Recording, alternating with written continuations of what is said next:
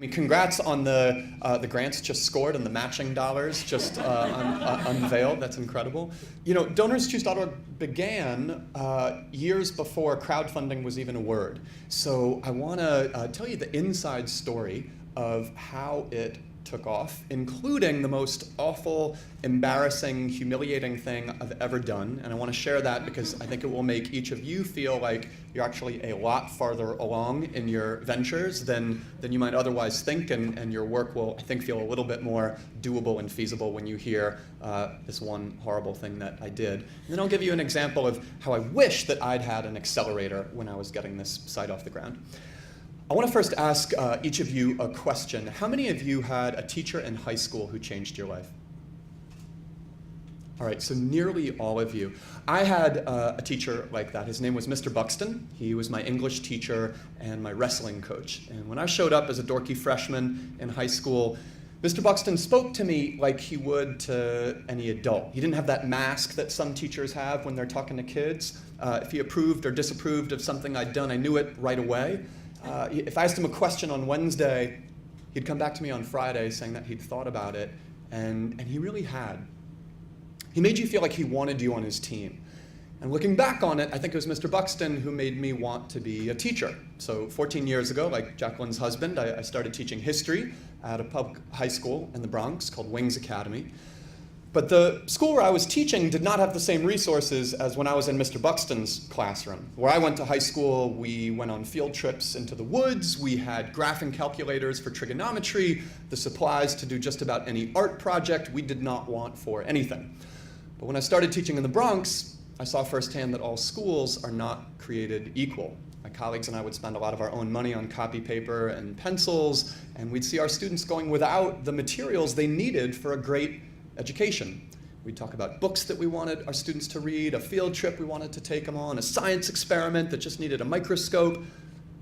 And I just figured there must be people out there who would want to help teachers like us if they could see exactly where their money was going. So using pencil and paper, I drew out this website where public school teachers could create classroom project requests, and donors could choose the project that they wanted to support.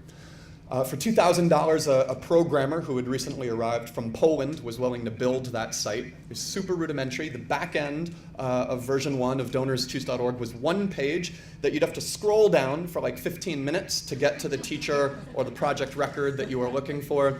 To process a donation, I had one of those black boxes that you see at the grocery store when your credit card won't swipe, where you type in the credit card number and the dollar amount, you send it over a telephone line. So that's how I processed every donation. It was like PayPal, but by hand.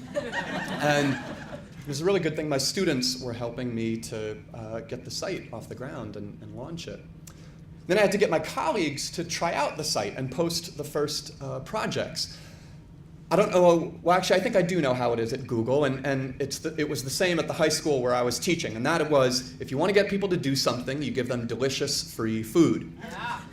And my mom makes this incredible roasted pear dessert. She does them with orange rind and apricot jam and spices, and they taste something delicious. So I brought 11 of my mom's roasted pears into the teacher's lunchroom, and as my colleagues prepared to pounce, I said, hold up, there's a toll.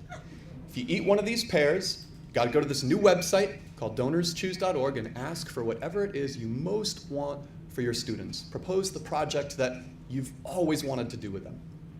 Sounded like a pretty good deal to my colleagues. Took them like 2 minutes to scarf the 11 pears, and then they proceeded to post the first 11 project requests. First teacher to eat the dessert was naturally the health teacher, and she wanted to do a pregnancy prevention project for which she needed baby think it over dolls, which are life-size, life-weight dolls that cry at 3 in the morning and need to be fed and show a teenager what it would be like if they had a kid. The English teacher wanted to prepare his students for the SAT, so he requested test prep books. The art teacher wanted to do a wall-to-wall quilt with each student sewing a square, so she requested fabric and thread and needles. The other history teacher and I, we wanted our students to meet a man named Mokhtar Tayeb. He had been profiled in The New Yorker after escaping from modern-day slavery in Mauritania in West Africa, and been given asylum and was living in the Bronx. and traveling the country telling people that slavery still exists in some forms. Well, our students had just finished reading the autobiography of Frederick Douglass, and we thought how amazing it would be if our students could meet someone who themselves had escaped from slavery.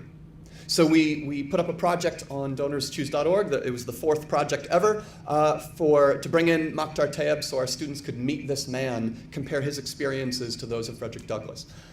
Those were a few of the first projects. My aunt, who's a nurse, she funded the first project, but I didn't know any more donors to fund the other 10 projects. So I funded them myself, which I could afford to do because I was still living at home with my parents. And I was making the princely sum of $31,000, but my parents weren't charging me any rent, so I was able to spare some of my teacher's salary to fund my colleagues' projects. And because I donated to my colleagues' projects anonymously, they mistakenly thought that the website worked and that there were all these donors just waiting to fulfill teachers' classroom dreams. That rumor spread across the Bronx, and teachers started posting hundreds of projects that needed a whole lot more money than what I could afford living at home with my parents. And I was in a really tough spot, not knowing how I was going to get these projects funded. But my students came to the rescue. They could see the potential of this experiment to change their lives at school. And I think they also felt really bad for me. So for 4 months, they volunteered every day after school to spread word to potential donors. They addressed and compiled 2,000 letters by hand to people all over the country, telling them about this place where somebody with $10 could be a classroom hero. And we needed to get the cheapest postal rate, so we sorted the mail ourselves, and every desk in my classroom represented a different region of the country piled high with envelopes. And then we carted the sorted letters to the post office, and we crossed our fingers. It worked. My students' letter writing campaign generated $30,000 in donations to projects on our site. We were off. Another year went by, and more teachers in the Bronx posted projects. Donors funded some of them. And then 9/11 happened. And teachers at the schools beside Ground Zero started posting projects on our site to recover from the attacks on the World Trade Center. There's a high school teacher whose students' calculators were sealed at the disaster site. Her classroom had been relocated to a basement, and she requested a new set of calculators. There was a high school teacher who wanted to bring in an Afghan artist so that students could learn about Afghanistan. There was a first grade teacher whose students had been saved by a particular group of firemen, and these first graders wanted to thank the firemen who had saved them by doing a musical performance in front of their fire ladder company. For that, they needed musical instruments. There were hundreds of these projects related to 9/11, and I thought that local media would jump on this story. This was right when people yearned to participate in the 9/11 recovery effort. The Red Cross had almost too many blood donations than they could put to good use, and here was this direct way for people to help. But no reporter would give me the time of day. I must have called 100 of them with no success.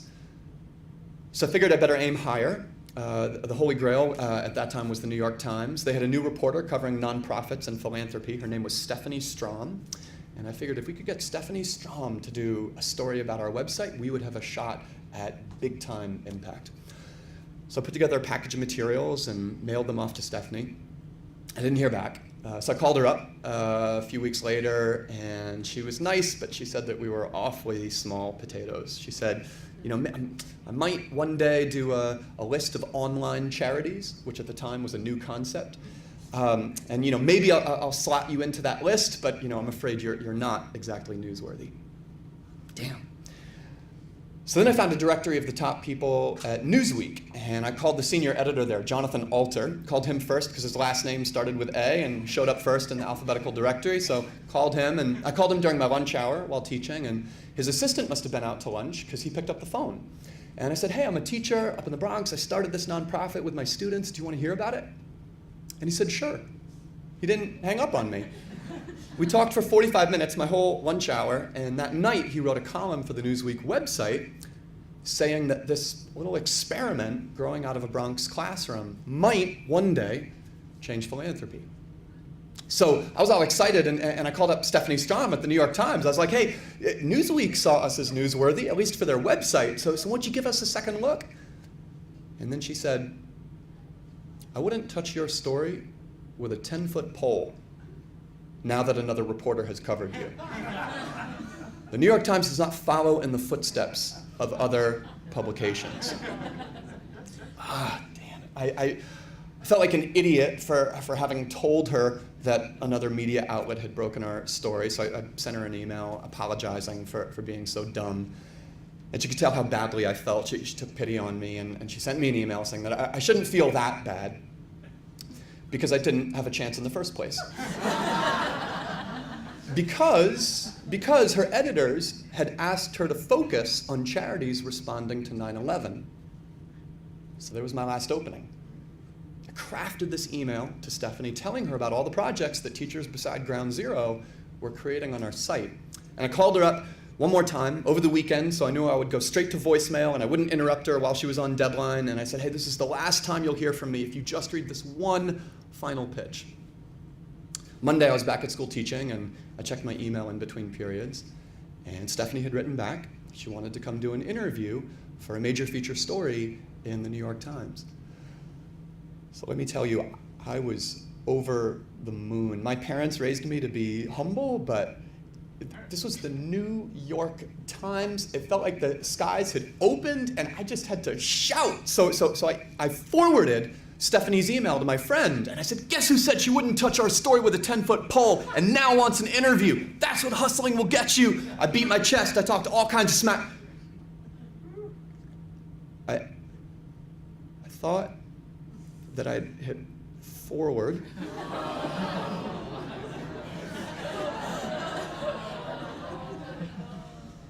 I'm getting nervous, adrenaline, reliving this experience. I had hit reply. And the moment I realized, I yanked the electrical cord out of the socket to turn off the computer, but it was too late. I sent that trash-talking, chest-beating, "that's what hustling will get you, guess who said she wouldn't touch our story with a 10-foot pole" email straight to Stephanie Strom, philanthropy reporter for the New York Times. So naturally, I sent her another email apologizing for being so dumb. And to Stephanie's eternal credit and mercy, she did not hold it against me. She accepted my apology, and she went on to write that feature story suggesting that DonorsChoose.org might be the future of philanthropy. And since that time, we've been working our tails off to try and prove her right. Jacqueline mentioned one or two stats. 1.5 million people have given, along with our partners, $250 million, $260 million to classroom projects on our site. Teachers at more than half of all the public schools in the country have created projects on our site. It's 250,000 teachers who've created those projects. 11 million kids now, overwhelmingly from low-income communities, have the books, the art supplies, the field trips, the technology that they need for a great education. And crowdfunding has become part of the zeitgeist. And now we're trying to show that crowdfunding is not just a place where one-to-one feel-good connections are made and good Samaritan deeds can be performed, but that crowdfunding can actually be a force for changing the system itself. Jacqueline alluded to one of those ways. But I'm just going to give you an example or two as I end of where and why I wished that I had been part of an accelerator program. The first most immediate example is DonorsChoose is a terrible brand name. It does not evoke education or schools, even though that is our focus now and will be for the next decade. The syllables themselves are terribly hard to utter. They do not roll off the tongue, nor do they stick to one's brain. If you mention DonorsChoose.org to someone and ask them to tell you the domain name back again half an hour later, they will struggle. They'll call it Donors Choice or Donors.org, or they won't remember it at all. And I know that Eric Ries's kind of lean startup is now like the religion, and I think it should be, with one exception, which is that brand names are the one thing that you cannot iterate on, that you better not launch as a minimum viable product, because before you know it, you have sunken cost in that brand name. You're like, oh, we just scored that article from Stephanie Strom at the New York Times after doing something horrible, so I cannot change my name now, because then that Times article will be like moot and we can't hand it out. Before you know it, you're locked in that brand name. So again, it's the one thing that I think is the exception to the lean startup rule of just go live with something viable. And if I had been part of an accelerator program and could have been connected to a branding guru or someone who knows about good naming conventions, we would not be shackled today with a brand name whose hold on the memory we have to overcome to become a movement. And the second sort of broader way I wished I'd been part of an accelerator program is that when we were launching, Teach for America was really our single reference point about how to take an organization and grow it across the country. And they were an appropriate reference point for all sorts of things, recruiting people from the for-profit sector, creating local advisory boards, getting buy-in. And yet it was actually years into DonorsChoose.org before I realized that we were a web company that happened to be incorporated as a nonprofit. For our first several years, we had one engineer, and to my embarrassment, 8 other staff people who were non-engineers. It was probably only in year 5 that we were like, we need to make consumer product instinct flow through our veins. We need to be an engineering shop even more, or as much as a teacher outreach, donor outreach shop. And I know if I had been part of an accelerator, I would have known that from day one. So you are starting off at a far greater velocity and with far more knowledge than I was, and so I look forward to seeing your organization succeed even more than DonorsChoose.org. Thank you for having me.